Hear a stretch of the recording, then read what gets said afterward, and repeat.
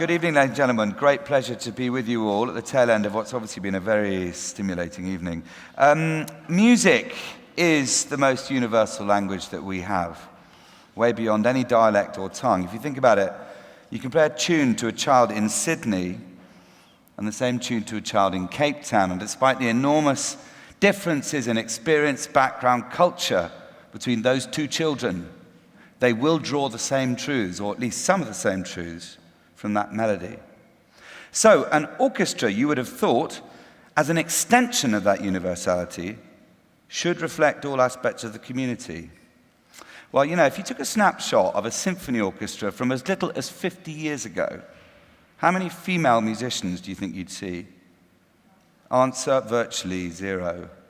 Which today, of course, in 2013, is risible. It's a laughable idea that orchestras shouldn't be a healthy balance of the genders. So how is it then, ladies and gentlemen, that I've been conducting orchestras around the world for about 20 years now, and I can think of 3 musicians with disability that I've encountered in any of those orchestras at any point in that time? Now, to give a little bit of the backstory of this, I've got 4 kids, and my youngest kid was born just over 6 years ago with cerebral palsy. So aside from just being an amazing little jewel of a human being, of course, that's how I feel, I'm her father, in addition to that, what she's done is introduced me to a whole community of people that I had never thought about before. In other words, the disabled community. And I found myself looking, not surprisingly, at the Paralympics. How proud I felt as a British person that this British initiative has resulted in something which now no intelligent person in the world doesn't believe in, right? I think 2012 Paralympics coming to London, coming home effectively, was an amazing moment in time. And I, for one, being the parent of a disabled child, felt a substantial sea change in attitudes and the sense around disability. So I found myself thinking, okay, sport, yeah, it's pretty universal, and the Paralympics is amazing, although let's not forget, and it's taken over 50 years for people to enter into a position of trust, that the Paralympics isn't just about the therapeutic benefits for disabled people of doing sport. No. It's about world-class sporting achievement. So I'm thinking, okay, yes, sport, pretty universal. Music, much more so, actually. And yet, where are the platforms for brilliantly gifted musicians who happen to be disabled? At the moment, it seems to me, we, as a global population, are squandering potentially millions of talented musicians who happen to be disabled. Now, the reason for this, and the reason why there aren't disabled musicians in virtually any of the orchestras in the world, is not because there's a sign on the door of each institution saying, if you're disabled, you're not welcome. Of course not. The reason is that the world has not been imaginative about this issue. The world has not done the joined-up thinking. We need to make very fast change in this area, just as has been effected in sport. So I decided, this is about 18 months ago, that something had to be done. And with the Paralympics coming to London, the eyes of the world on our community, this was a once-in-a-lifetime opportunity to do something, to make a statement. Well, here we are, and some of you probably saw the closing ceremony of the Paralympics, and you will have seen the British Paraorchestra doing something really remarkable in the context of that ceremony. So you're looking back at that now with hindsight and thinking, yeah, sure, of course, it's obvious. That should happen. Totally logical. And yet, I'm still kind of shocked to say to you that this has been the single hardest thing I've ever managed to get off the ground. So when I'd had the idea, and I started meeting musicians with disability, and the beginnings of this orchestra started to kind of form itself, I started to campaign, because obviously you don't just get entry into a ceremony at a closing ceremony of a Paralympic Games by clicking your fingers. So I hectored at number 10, I hectored at the Department of Culture, Media and Sport, I hectored at the British Paralympic Association, I hectored at LOCOG, which is the organising committee for the Games, I hectored at the people organising the opening and closing ceremonies for the Paralympics. And here's the funny thing, even though it seems like such a logical and perfect idea now, then at the back of every single person's mind I talked to about this project was the same thing. I could smell it. And what it was people thinking, I don't know if I trust you that will be any good. Or, beyond that, Yeah, it might be nice and warm and a bit fluffy and fuzzy. You know, there'll be a sense of the therapeutic benefits for those musicians lucky enough to take part in the project. When I'm saying to these people again and again and again, like some kind of rabid zealot, there are two objectives to the British Par Orchestra. One, to create a brightly lit platform for brilliant musicians who happen to be disabled. And two, to change the perspectives of the world around them. And by the way, the reason why we decided to call it the British Para Orchestra is we want to throw the gauntlet down to the rest of the world. We want to say, Russia, China, Japan, Portugal, here's our first, where are yours? So, ladies and gentlemen, I've just got a short little 2.5-minute film I want to share with you, just to meet some of the members of the group, two of which, of course, are sitting with me on the stage here, and you're going to hear their magic in a second. But just also in order to either remind yourself or perhaps to reacquaint yourself or to find out for the very first time what it was like seeing the British Par Orchestra playing with Coldplay at the closing ceremony. Thank you. My name's Nicholas McCarthy. I'm 22 and I'm a left-handed pianist, and I was born without my left hand. Right hand. Can I do that one again? I want to create something of true musical excellence, which can stand up and be counted alongside any other brilliant existing group.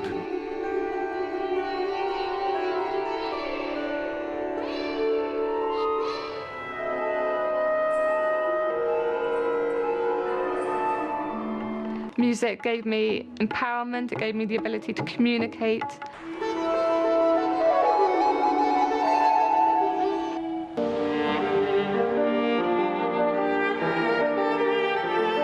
This is a really exciting and indeed even historic time.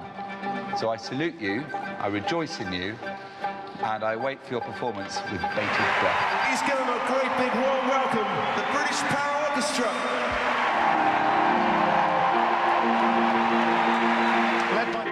Such fun being able to get back into music and be playing again. When I'm making music, I feel like a pilot in the cockpit flying an aeroplane. I become alive. Yeah, it's removed some of the paralysis. Every single person on stage has had a primary hand in its creation. There's so much more to a person than their disability.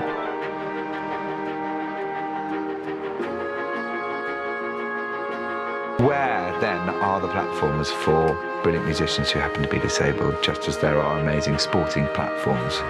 I just wanna hear you sing. People all the time inside a perfectly straight line. Don't you want to just curve away? When it's such a I hope that we're just going to grow and grow together. You know, we can grow into something very, very, very special, and I'm just hoping that the world will see how we're trying to change people's perceptions of things, and I hope they see.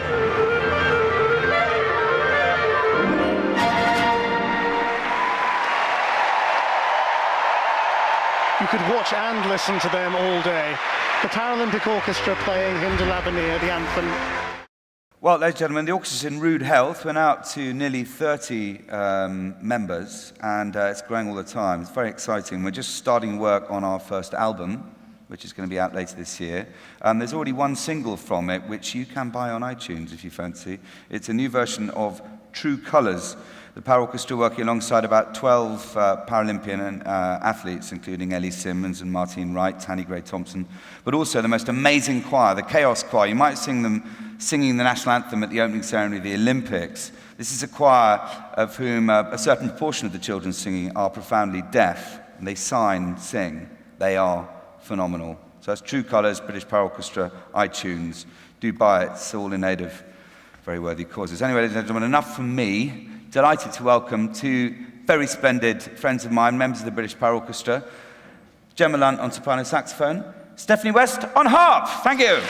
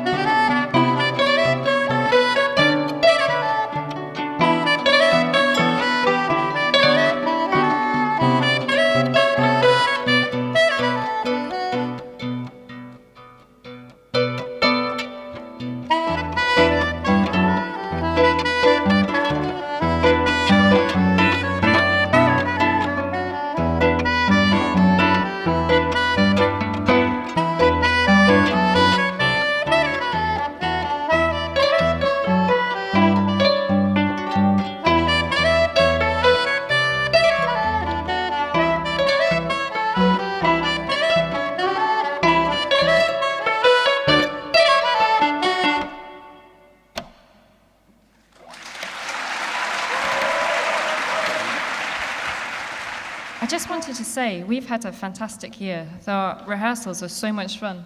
I bet you didn't know, but the UN says that 15%, the world's largest minority is disabilities, 15% of the world. And so in our orchestra, we have so many different people and so many ideas.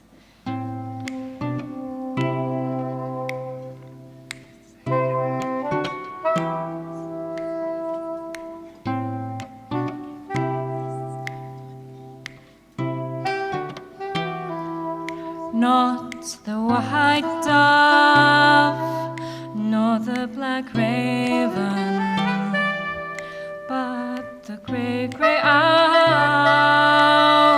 She flies out of my window into the evening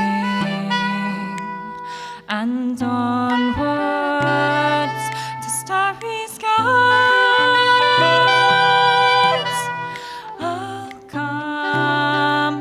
If you want me, oh, I'll come to you now. I'll come if you want me. It might change you, but I don't know how.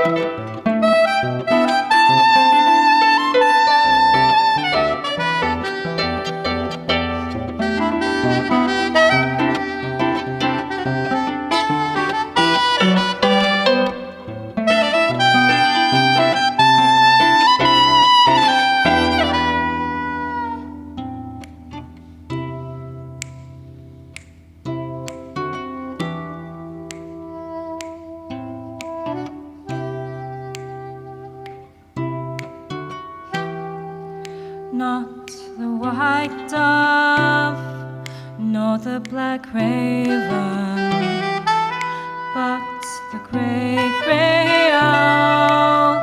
She flies out of my window into the evening and on